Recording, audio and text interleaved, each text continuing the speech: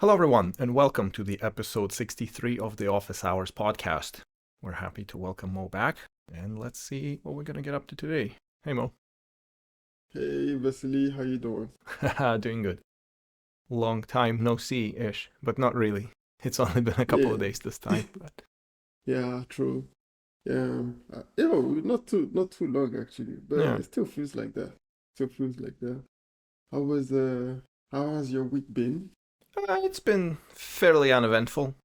Work, starting up new projects in the new year, new initiatives, all that good stuff. So, smooth sailing so far. Do you also have I think usually like when people go on vacations and been a while that they've been at work, everything feels new to you. Like, do you remember your password? To I actually had to change my password like a couple of days ago. Mhm. The password policies, they're like, yeah, change your password every 3 months. I'm like, okay, I'll change my password. So yeah, I mean, I still remember it.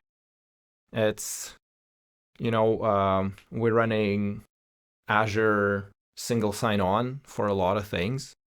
And it has that pop up where it like goes for the authenticator code.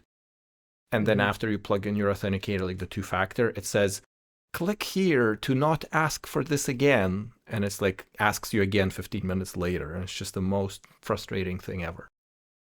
It's just Yeah. every time. It's like, click here not to ask again. Like if you're gonna ask me again, don't even like don't have that final thing where I have to click one more time. Just log me in and it's okay, I already pulled my phone out to plug in the stupid code, so Yeah, it's annoying. I feel like the password thing is the worst.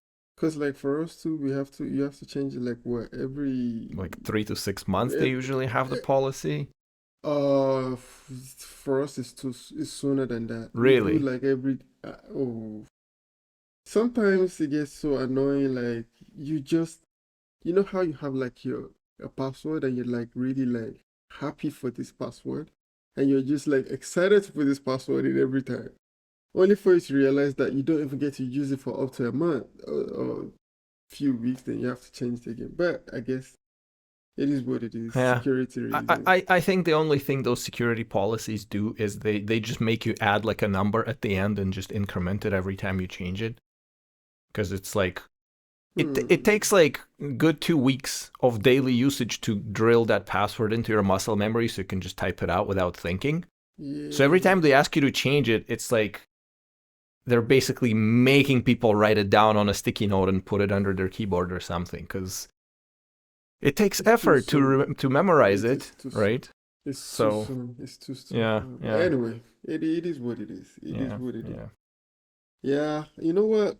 Today I want to talk about something. Hmm. Um, it's a bit I don't know if it's controversial, but it's a bit sensitive. No, We don't well, we don't have too do many you? controversial topics around here, so It's not that controversial. It's okay. just sensitive, because I had a conversation with someone, and in that conversation, I was learning about how the person sees like people at work. You know, do you think you could be friends with your coworker? Do you consider your coworker your friend? What was the word I heard recently? It was like a portmanteau of like a friend and Mhm. coworker. It might have been in Russian, and it's like you're friends with that person only as long as you work there, but after you stop working there, that's kind of over. You know, I don't remember what Yeah. it was, but it's like this new the 2024 2025 language. But let me see. Like out of all of my different jobs, I have like one person I keep in touch every once in a while, and usually through like sending some bizarro memes to each other like once a year and wishing each other happy birthday. Uh that's the fellow Thought that to I go used to that work far. with like 10, 15 years ago. And then from 2 jobs ago, We have like a Telegram group where we kind of keep in touch and just communicate. Every once in a while we would like post something in chat for people what's happening in their life. But besides that, I don't even know. Like, you know, if you're there, I like the funny thing is like because I'm remote, I wouldn't even say that I'm like friends with any of my current coworkers necessarily. Like I'm very cordial and we chat and like Mm-hmm. sometimes we chat about like non-work stuff, but because percentage wise that interaction is so small compared to like the work interactions that we do. So like out of the entire working day there's going to be like this much time spent for work interaction, maybe like this much time spent for like non-work interaction. So it's really hard to even make a connection if you're working remote and you only see them on screen. Like you never go have a beer after work and just shoot the shit, right? Like that just I doesn't mean, really happen. yeah. So it's tough. And I mean, they could be pretty cool people in their daily lives, but it's like really hard to get into that and kind of learn about them.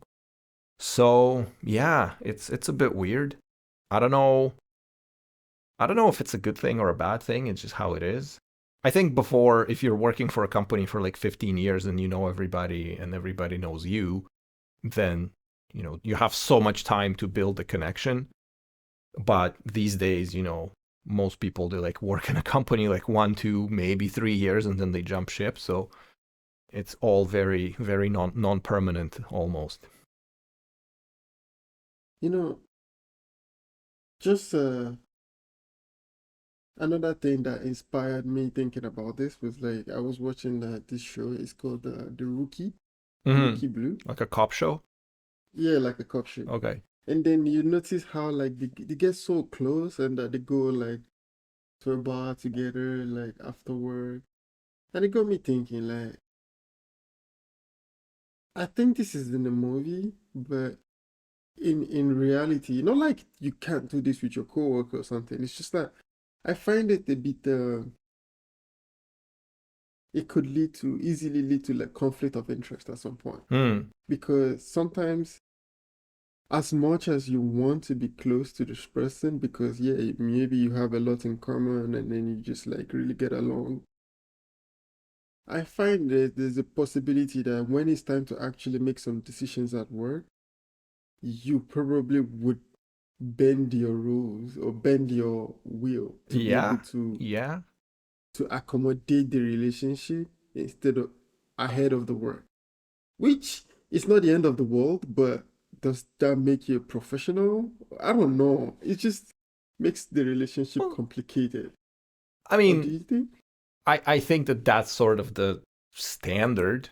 I think if you like if you befriend people but then you never cut them any slack, that would seem odd. Or if you never befriend anybody at all, then it's like, oh, who's this guy? Like, what is he, a sociopath? Like, in fact, actually, no. I think sociopath would attempt to befriend you, but like Mm-hmm. just use you for their purposes and never really get anything back.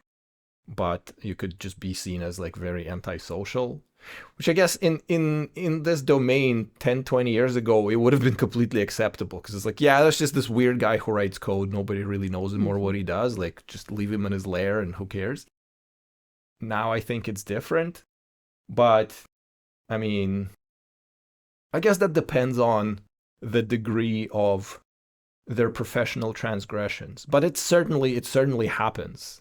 It's like you form a personal connection with somebody and like, I don't know, that person just keeps fucking up everything they do and you're like, oh, Jesus Christ, he seems like a nice guy in real life. He's like has all of these cool hobbies that I potentially could be Mm-hmm. into, but man, he's just like messing everything up and like I just have to make a Mm-hmm. decision of like not recommending them to stay or like firing somebody. Like, oh man, I did not really need that in my life. So on that hands, like, yeah, I can definitely see that, but uh it's like the same way that you separate the personal and professional, you know. Um I guess it's a tough question. Because like if the roles are reversed, like if you're friends with your manager and all of a sudden they do something and it's like, holy shit, that person just threw me under a bus and never even warned me about what was gonna go. And you're like, dude, dick move, I thought we were friends. Right? So that, like, I kind of been on both sides of that equation. So now I reflect on it, I was like, man, I'm kind of a hypocrite because I was thinking that this guy is a douche, but then I did exactly the same thing that he did in his position, and I did exactly the same thing when I was in that position. So, I should probably, not get off my high horse in that case. And it's just like, it's just business, nothing personal. It does sting. Yeah, I think maybe I know that story, but did you do something related to that recently? No, not really recently. Uh, it's just, you would always see this. You always have yourself in a more favorable light, regardless of the situation. But if you put those situations side by side, you're behaving in exactly the same way as that person who you were just like saying how horrible it is what they did, and they just like Mm-hmm. do exactly the same thing. Because it's kind of weird. It's like, what are you even supposed to do? Because, like, let's say you've been giving this person all the slack you possibly could for like the last 6 months, and nothing changed, Mm-hmm. right? So is saying, hey, you're not gonna survive the next restructuring, is that doing them any favors or not? I don't know. It's a strange thing, you know. Um. Now I So. think we're on the same. We're seeing it the same way now. Cause like I think you could be friends. Hmm. Cause like when you watch, I guess like there are different types of friendship. I Mm-hmm. think there is the work relationship, and recently something really got to me. There's this guy that we used to like really work. We've been working together for a long time, Mm-hmm. and somehow left the job and wouldn't even text me back. And now my feelings are hurt because he didn't text me back. Right. And I thought we were really like close, we would be at the function together and all these kind of things. Like, yeah, my feelings were hurt. And I'm thinking like maybe it's just business friendship, like there is something called work friend. Yeah, it's like for employee, I And think was the word. yeah, like, but should I really like be a teen? And what do you feel about it? Like, do you think because also you spend a lot of time with people at work, even if you work remotely, you spend 8 hours on just staring at their name on Slack, even Yeah. just looking at them, Darkly brooding and obsessing over it. Do you understand? So I feel like it's only natural for you to gravitate towards like having some kind of relationship with your coworkers. But then how do you do this thing in a healthy way that does not really like affect your work? Like, say for example, you are doing a code review or something, Mm-hmm. giving a suggestion or something at a meeting, and you know that if you really speak how you feel or your church truth, this person, you'll be hurting someone's feelings and probably putting someone under the bus. But now you have to swallow it. But maybe this makes me or like anybody who else thinks like me right now, um, seem unprofessional. Because if you're professional, you should be able to do the right thing, keep the job first, and Mm. don't have feelings. But I don't Yeah. even know if this is possible because we are all humans first before we actually are whatever else we are. So I don't know. Well, it's like that adage for praise publicly and criticize privately. Like, you don't have to wait until the meeting to throw somebody under the bus if you think that their proposal is not good. Like, you can have a conversation personally, one on one, and kind of say like, hey, I think that this is not great for this and this reason. If that's the situation, or like, I think in these situations is like you say if it can compromise my work. Well, like what things can really compromise your work? Like identify those and don't do that, and I think the rest is fine. You know, like I'm trying to think Hmm. what would be the thing that would like really have the ability to compromise your work. You know. I could give you an example. Hmm. Say, I'll paint a scenario for you. Let's say you work, I mean, not management, you have this dead guy on your team and happens to be from, um, he speaks Russian. It's a scenario, hypothetical scenario. Happens to speak Russian and it's just two of you who speaks the same language on your team. Right. And you've been working together for like what, 2 years now? So maybe you've had drinks a couple times together. And it happens that one day, not like it's the first time, but sometimes when you review like his work, you feel he's not putting his best into it.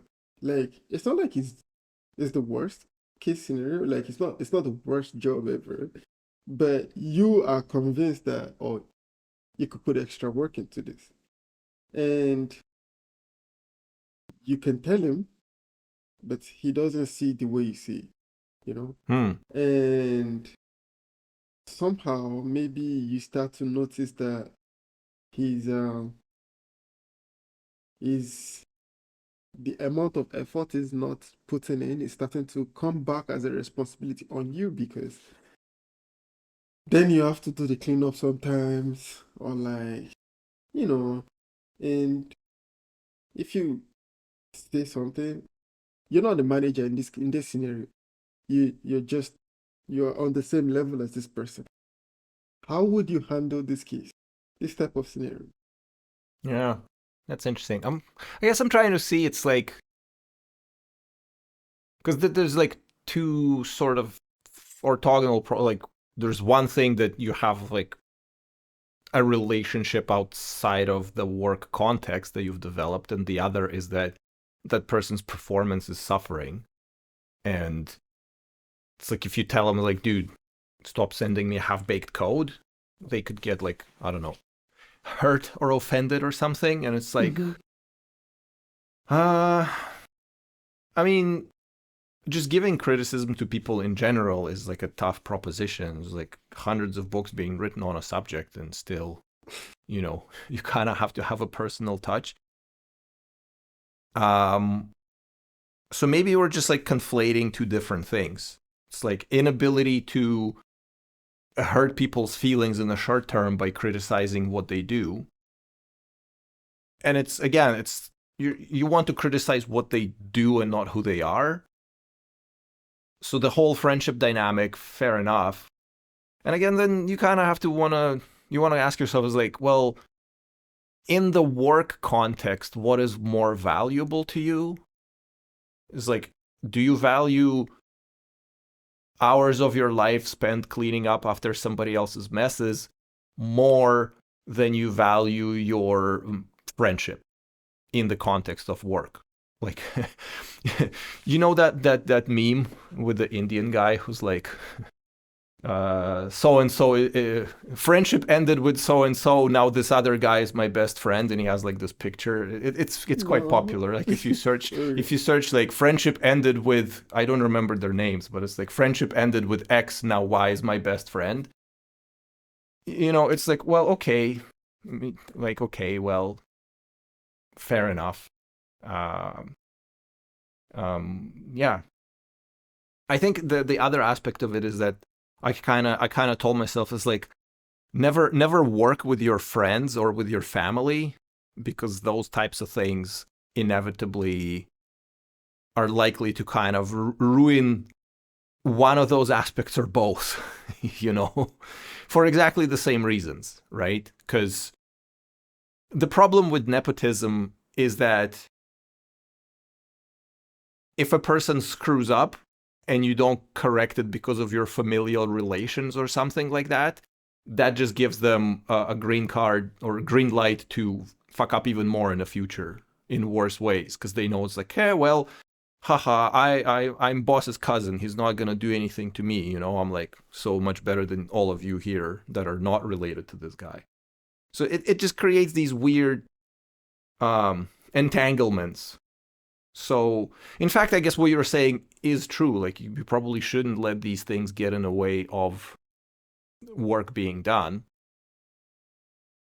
which has costs of, you know, not like necessarily alienating people, but just if you're harsh and you hurt their feelings, then there's like this weird undertone in your personal communication.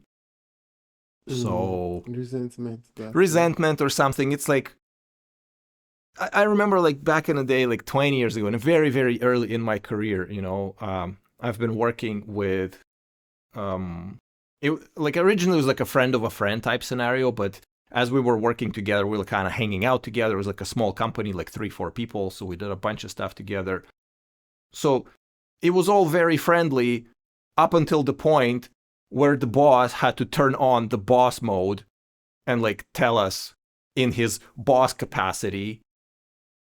And that change was like boss mode, like, no, screw you, you do your thing. I'm like, holy shit, I thought we were friends here. And it's like, well, yes, but he is also your boss, and he does get to tell you what to do. And like, if you don't want to get like fired, then you better do it. And it's just that transition is so jarring in that moment. You're like, oh wow, holy shit, I did not expect that. I thought we were like kind of hee hee ha ha friendly, joking around kind of stuff, and then it's like not like that at all on a dime. You're like, whoa, okay. And so if you don't want to be in that scenario, like, don't work with your friends. Or even if you're like on the same level of hierarchy, if there's like some disagreement about something that you need to do for work, it can torpedo your friendship entirely, and then you're gonna be bitter, and like your work thing will not work out, and your friendship stop working out from that point in time. So it's just like not worth it overall. I mean, so now what I'm learning now is that you could you could be cordial with people at work, but it doesn't make them your friend, which hurts, which is kind of like it's sad in a way, like it's in a way because you meet people who are genuinely nice. I've worked with people who are like really nice people, and I consider them my friends. Mm-hmm. But I wouldn't say like drinking buddies or Right. stuff like this, but I genuinely think of them as someone that I respect a lot, and I feel um you could have a good relationship, you know. But then again, there are also there's other sides of this. Like I've also like been close to some other people who Mm-hmm. like we work good and we have good relationship, but I know that um this relationship is work it, you Yeah. know? Yeah. Like Which is totally but fine. You can have respect and admiration for your peers and have a good professional relationship, but at the same time, like, they're not going to be the person who you call if your car breaks down, because it's just different domains of your life. Like, this is work, this is the not work, yeah. and they don't really mix. Because the other thing I was thinking about is like, let's say you're in a group of peers, and then you all kind of occupy the same level in the hierarchy, and then all of a sudden you get promoted, and now they're like, oh, Mr. Too Good for Us, blah blah blah. Like, all that resentment starts Yeah. growing because now you get to tell them what to do. And before, Yeah. you were on the same level and you were all buddy buddy, and now you get to order them around, and they start getting pissy about it. And it's like, I don't need that in my life. Yeah. Yeah. Do you know? I find that that dynamic is a bit complicated. And how do you handle such a scenario though? Like, let's say you're not the one who got promoted. Let's say it's your friend who got promoted. Do you stay friends? And how does that affect your relationship? See, that's tough. I guess that really, it's it's such a bizarre uh, mix of things. Because on one hand, if they're really your friend, you should be happy for the person. You should be like, hey, man, good, congratulations on your promotion. But then you're telling me you're not gonna expect some kind of special treatment because you used to be friends and like exploit that for your own personal gain? Like, get out of here. Of course you would, right? And if they actually kind of tell you to do something that you may not want to do and like it's required, are you telling me that like, well, I'm not gonna get pissed off at that person? You'd be like, oh man, you're my friend. Why would you do that to me, right? So like, it's definitely gonna be there. So that's why it's so tough. And Have you ever been in this kind of scenario before? not particularly, not really. Like, I had one guy who kind of got promoted to be like a more senior person, and I didn't feel that it was warranted. And we never really were friends to begin with. He like appeared and then he got promoted, and then like he did a few things here and there. So like that relationship was very, very short lived. So I can't really derive any kind of long term observations from that. So not really. Um, I guess maybe in a way, yeah. There was one guy where we were working at one company together. We were at the same level, and then eventually, a few companies after, we sort of reunited, and he was like a few levels above me at that point. So it was a bit kind of odd. Um, so yeah, these things are just gonna happen, and that's why it probably best to just remain professional. And you can be as pleasant and nice to people as you want, with clear separation of, you know, like, this is a professional relationship. And you may ask like, oh, how's the wife, how's the kids, how's your health, how was your vacation, blah blah blah. But that is just small talk. It doesn't necessarily Hmm. imply any kind of I, familial relationship in a sense. you know, just being vulnerable here, yeah, I Mm. learned something. I come from an environment where it's a friendly environment. One of the first culture shock that I had here is that it's not everyone that smiles at you that is actually your friend.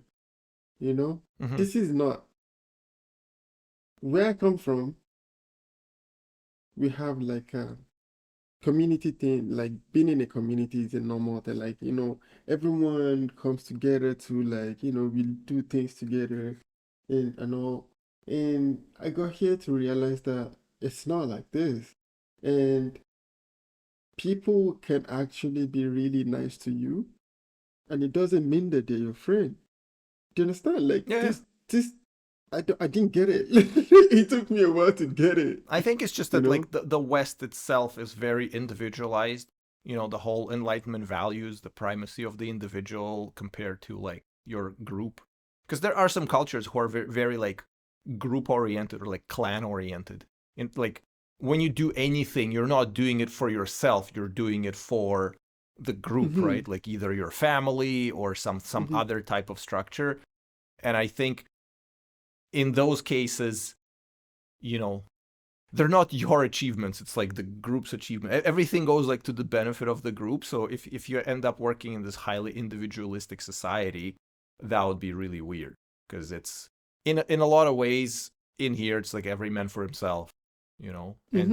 you, Yeah, you you form strategic alliances that benefit you in a moment. It's like all very kind of Machiavellian in a sense, but yeah. eh, It is what it is. So, like, it is what it is. Yeah. I think I'm talking about this because you were saying you were talking about something related because, yeah, someone could be really nice to you and it doesn't mean that you're friends. And also, I learned it because I used to have this mentality like when someone smiles at me and we have a conversation, now we're friends.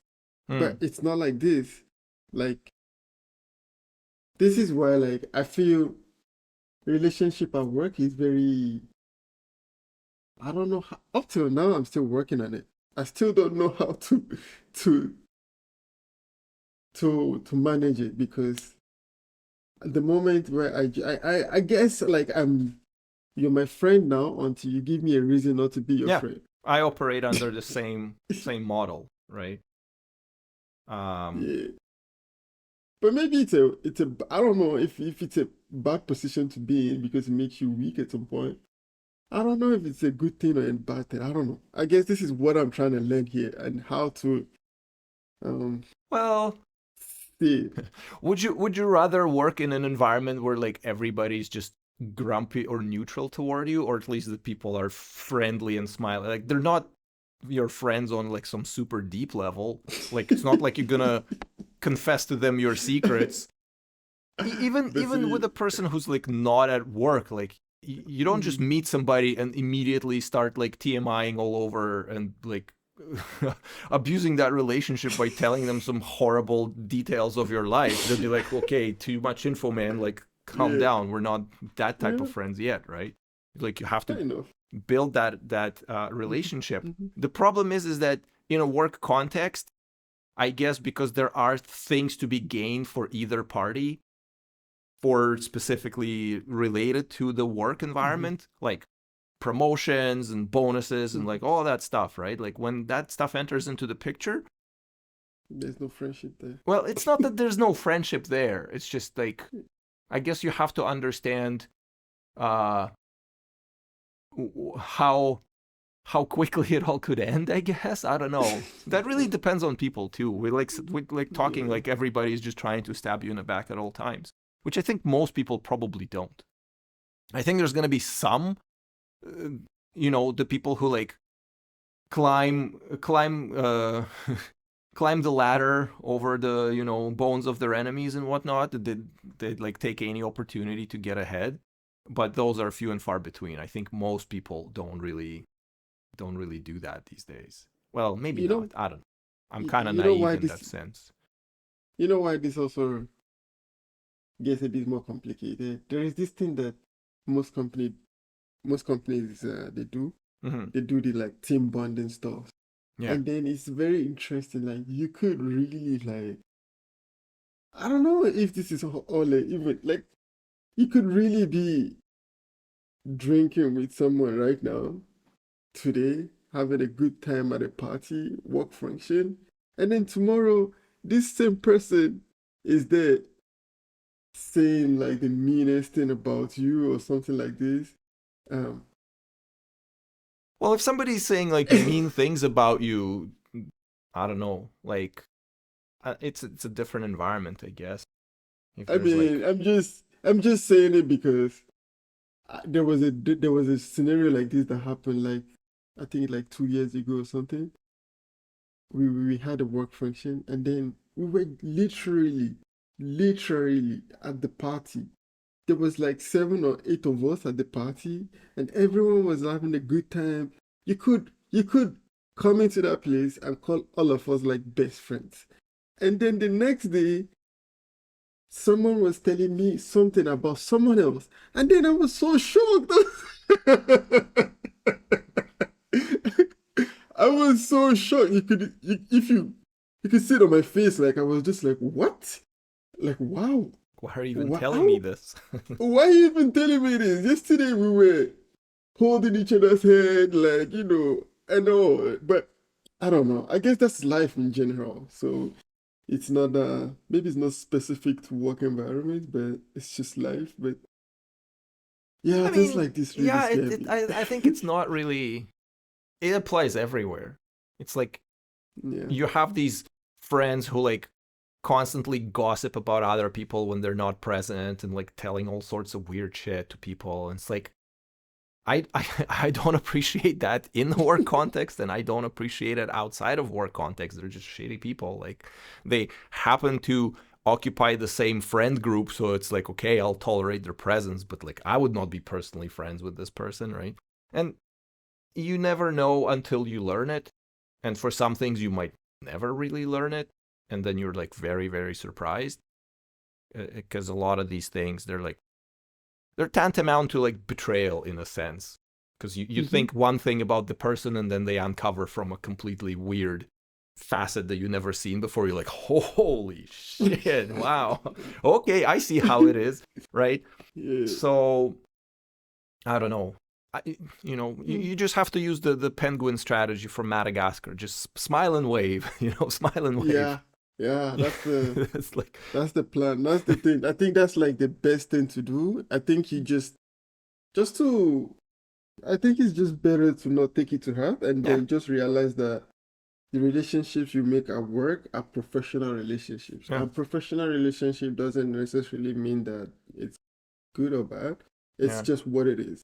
And you don't you treat it with respect, yeah, knowing that there are things on the line. Like you also should know that if push comes to shove, everyone will choose themselves, yeah, and yeah, it's not personal. It is just what it is. So yeah, yeah, yeah. people will keep the ball in their own court.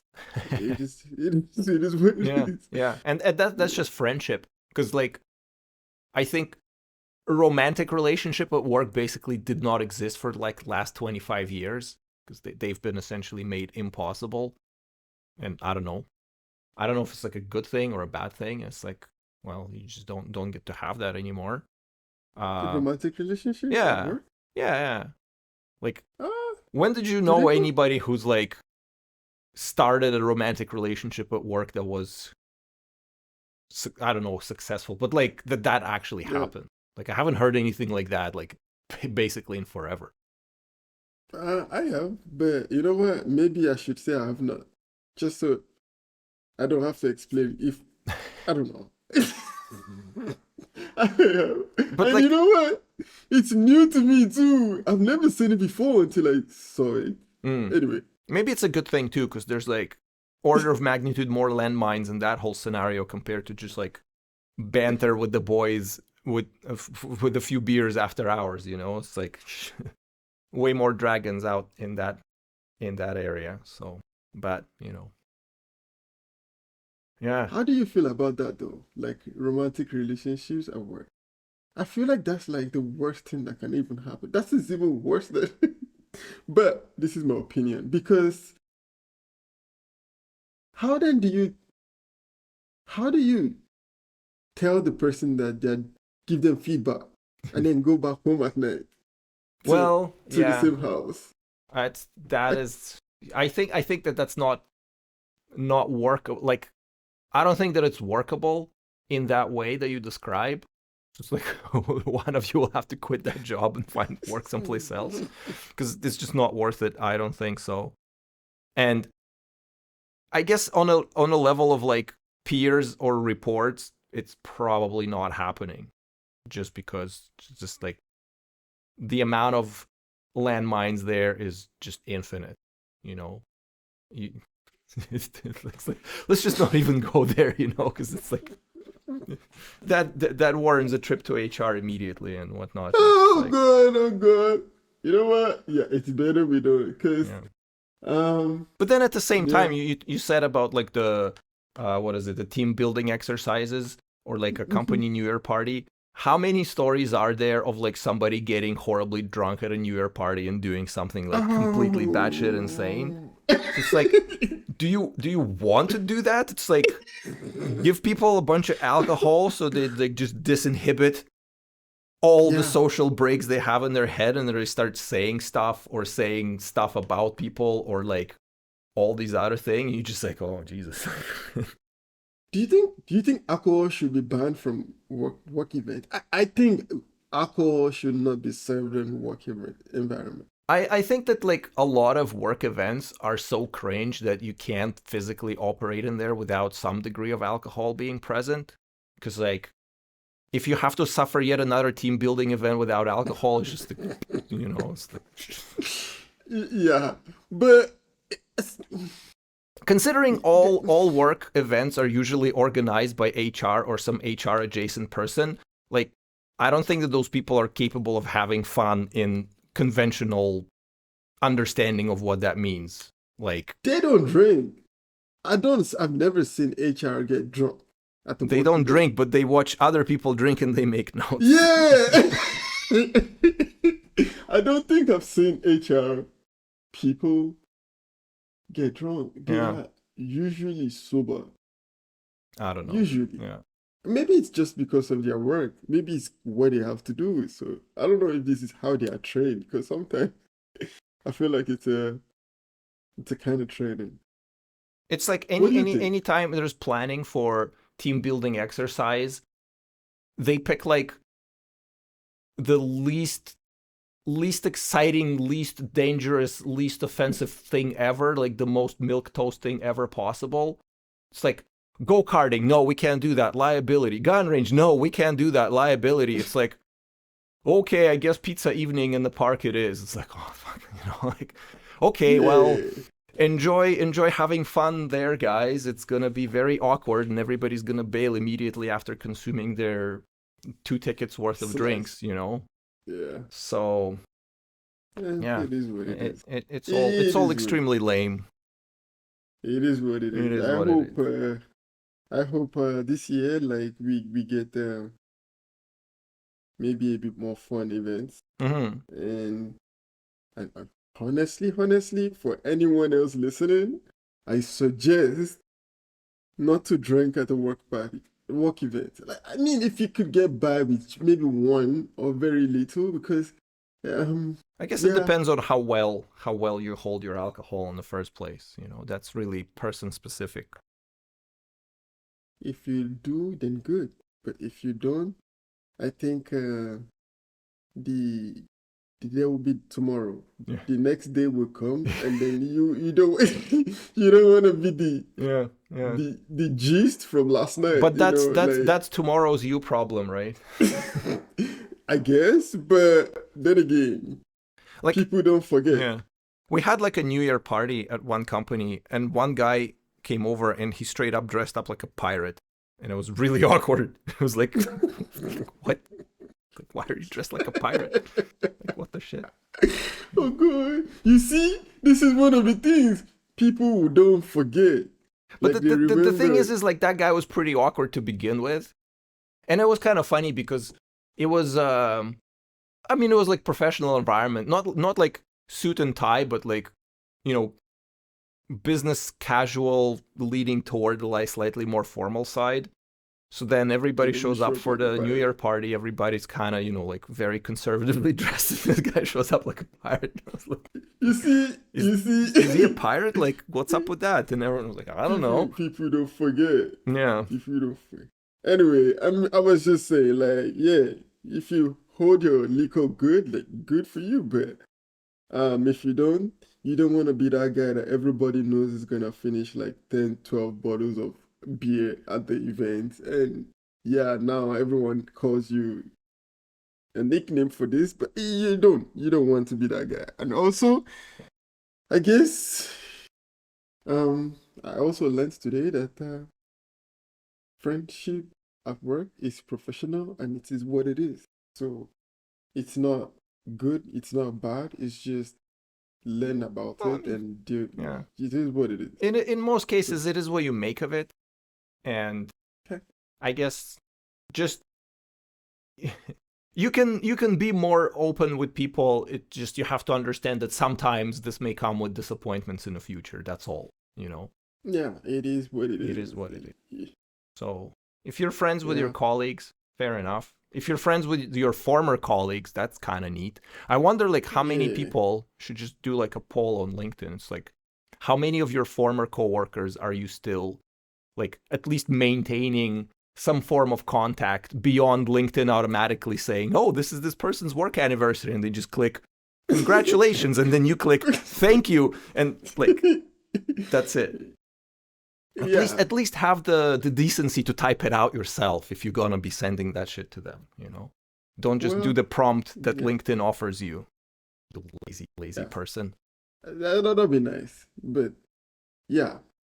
I would like to see Yeah. this poll, like You know, to see how many people have it. on a tangent, which is kind of unrelated, I think that this year, and I started doing it already, when people send me those canned messages on LinkedIn, I would actually respond with something personal.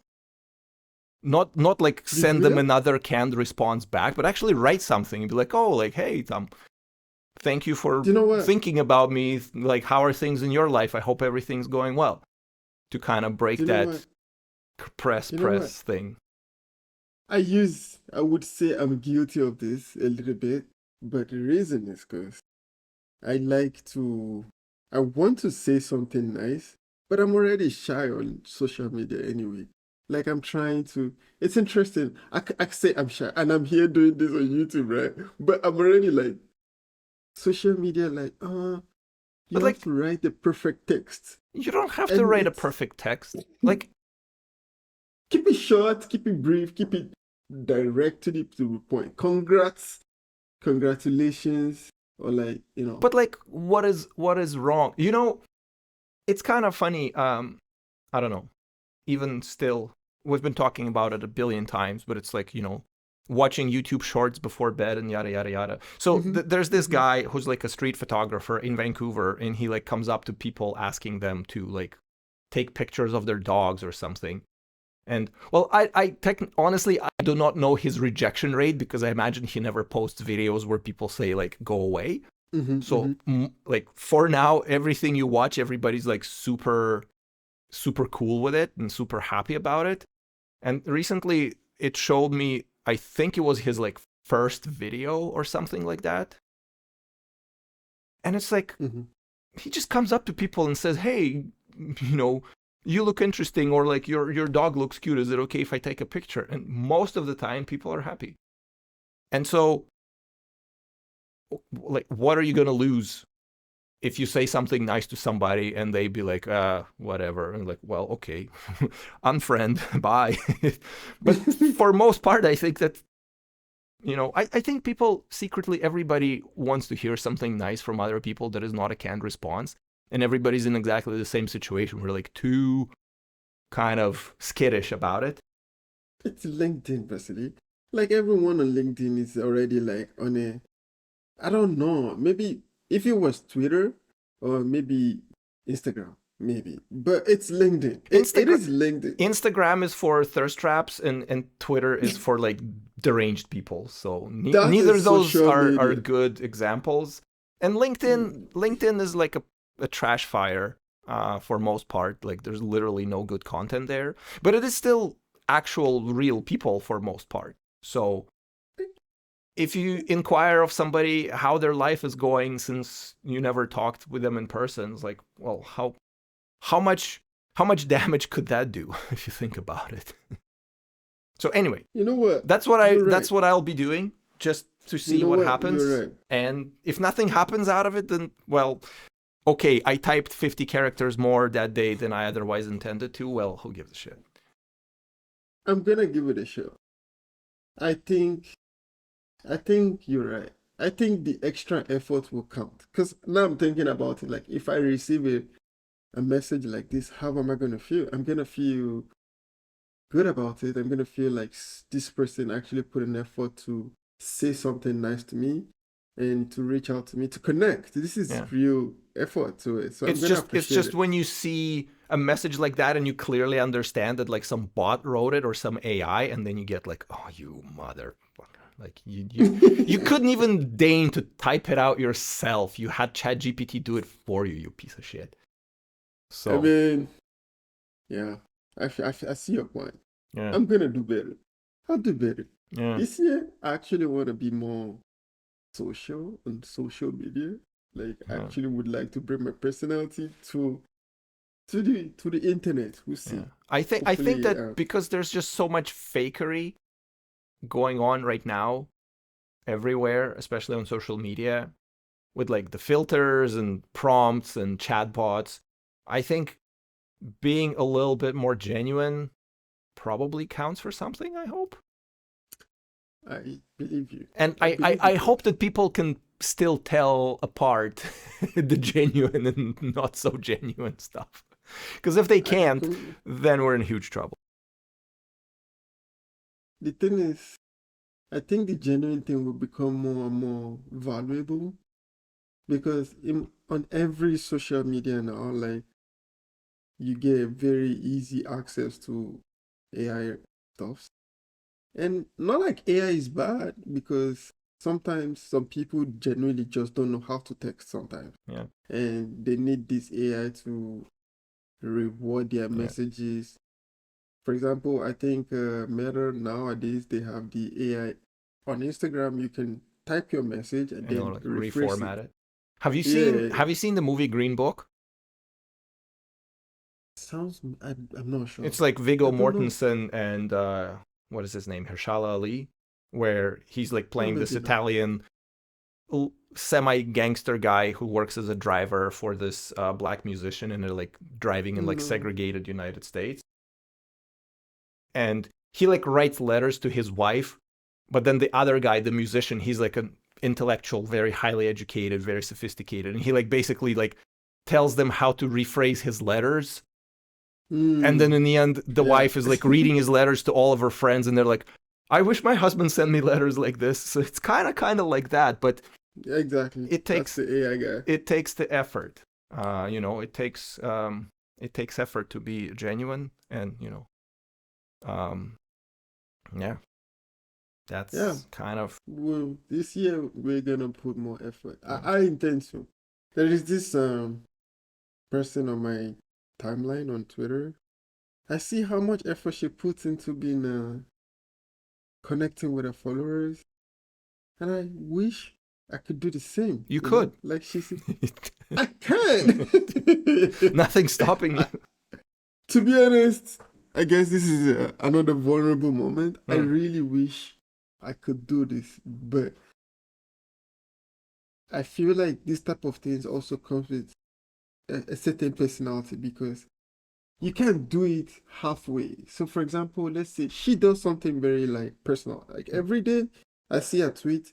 She says good morning to everyone. Hmm. Like you wake up and you go on the TL. The first thing you see is like, oh, good morning to this person, and I'm like, what if you say this and nobody responds to you? Like, how Well, do you that's go? on them to not respond to it, right? It's not on you. Like, you reached out. If they fail to hold up their end of that deal, that's on them. Like, you made the first step, and some people are going to filter out and whatever. What was it? It's like, first of all, I think that it's a bit of a fallacy, because you're saying, oh, if I can't do 100% of a thing in one go, then I'm not going to do the thing at all.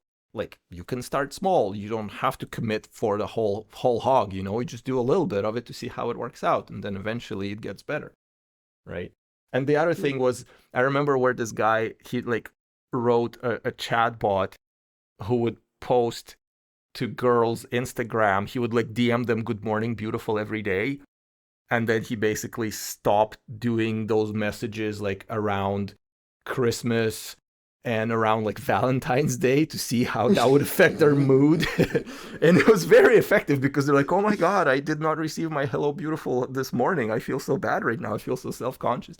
So it's like weird way of getting into people's heads. But it works. It works. The personal touch, even though it was from a robot. But that topic will definitely derail into this whole AI girlfriend thing again. So let's not go there. Oh no, no, no, I'm not. We're not doing that. You know what? We're not doing that. But I not read not somewhere not that today anyway. Meta is going to allow. I read that. I saw that. You saw it? Yeah, they're basically gonna like inject chat bots, like AI bots, into Instagram followers that pretend that they're real people for more engagement. The dead internet theory being proven yet again. It's just like robots talking to other robots. Ain't we all robots now? I Who knows? Like, can anyone definitively say that this is not some AI construct and that is not some AI construct? You can't. You Yeah, can't. yeah. I So mean, fair enough. Honestly, we'll see. yeah, We'll see what all of this will look like 10 years from now. I yeah. can't wait for when I tell these stories to. I should just play the background music from the original Blade Runner. The dystopian future.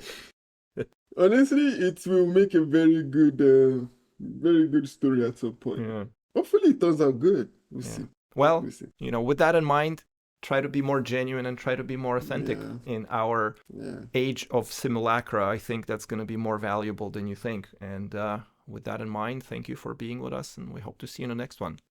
Good night. Good night.